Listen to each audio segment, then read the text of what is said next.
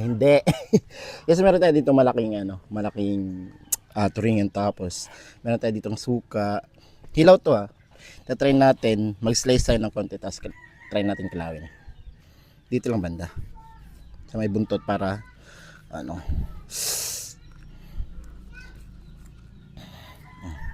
Ayan oh.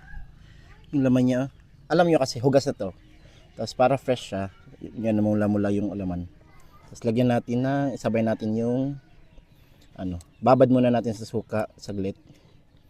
Tapos yun, para maluto siya. Tapos sabay natin ng